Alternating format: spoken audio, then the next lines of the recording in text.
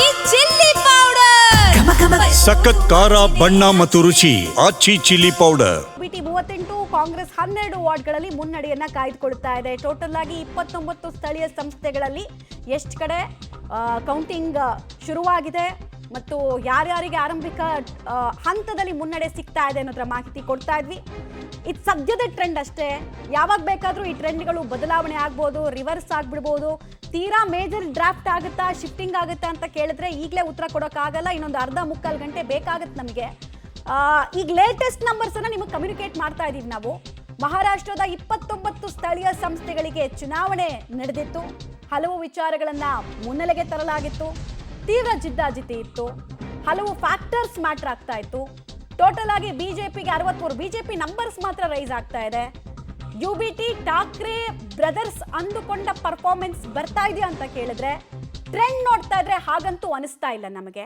ಕಾಂಗ್ರೆಸ್ 12 ಕಾಂಗ್ರೆಸ್ ಹೆಂಗಾಗಿದೆ ಅಂದ್ರೆ ತನ್ನ ಮಿತ್ರರನ್ನ ಬದಲಾಯಿಸ್ತಾ ಬರ್ತಾ ಇದೆ. ಬಟ್ ಪ್ರಯೋಜನ ಆಗ್ತಾ ಇಲ್ಲ ಕಾಂಗ್ರೆಸ್ಗೆ. ಒಂದ್ಸಲ ಈ ಕಡೆಗೆ ಮಹಾವಿಕಾಸ್ ಅಗಾಡಿ ಜೊತೆಗೆ ಹೋಗ್ತೀವಿ ಅಂತಾರೆ, ಇನ್ನೊಂದು ಕಡೆಗೆ ಸ್ಥಳೀಯವಾಗಿ ಲೋಕಲ್ ಇಂಡಿಪೆಂಡೆಂಟ್ ಕ್ಯಾಂಡಿಡೇಟ್ಸ್ ಜೊತೆ ಹೋಗ್ತೀವಿ ಅಂತಾರೆ. ಹೆಚ್ಚು ಲಾಭ ಅವ್ರಿಗೆ ಆದಂಗೆ ಕಾಣಿಸ್ತಾ ಇಲ್ಲ. ಡೀಟೇಲ್ಸ್ ಕೊಡ್ತಾರೆ ಅರವಿಂದ್. ಕಾಂಗ್ರೆಸ್ ಮಿತ್ರರನ್ನ ಬದಲಾಯಿಸ್ತಾ ಬಂತು, ಬಟ್ ಚುನಾವಣೆಯ ರಿಸಲ್ಟ್ ಮೇಲೆ ಅದರ ಎಫೆಕ್ಟ್ ಆಯ್ತಾ, ರಿಫ್ಲೆಕ್ಟ್ ಆಯ್ತಾ ಅಂತ ಕೇಳಿದ್ರೆ ಇಲ್ಲ ಅನ್ನೋ ಉತ್ತರ ಸಿಗ್ತಿದೆ.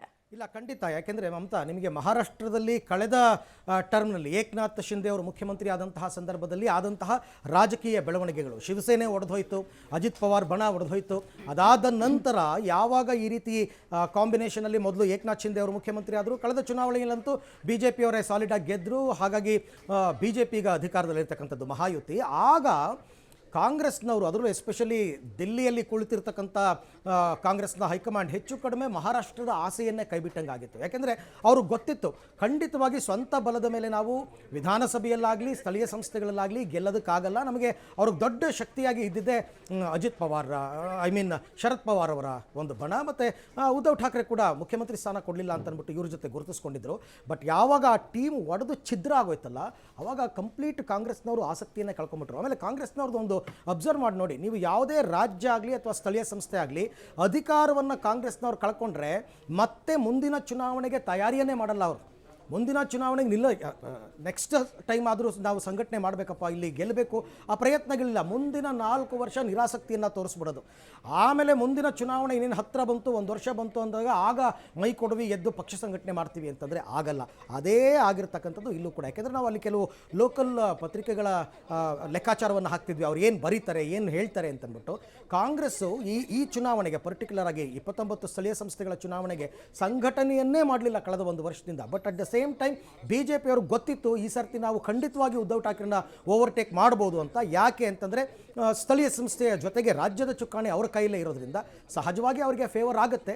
ಬಟ್ ಆ ನಂಬರ್ ಎಲ್ಲಿ ಬಂದು ನಿಂತ್ಕೊಳ್ಳುತ್ತೆ BJP ಅವ್ರದ್ದು, ಕಾಂಗ್ರೆಸ್ದು ಫೈನಲ್ ಹಿಂಗೆ ಬಂದು ನಿಂತ್ಕೊಳ್ಳುತ್ತೆ, ಯಾಕೆ ಈ ರೀತಿ ಆಯಿತು ಅಂತಕ್ಕಂಥ ಆತ್ಮಾವಲೋಕನವನ್ನು ಕಾಂಗ್ರೆಸ್ ಮಾಡ್ಕೊಳ್ಬೇಕಾಗತ್ತೆ. ಓಕೆ ಅರವಿಂದ್, ಹಾಗೆ ಸಂಪರ್ಕದಲ್ಲಿರಿ.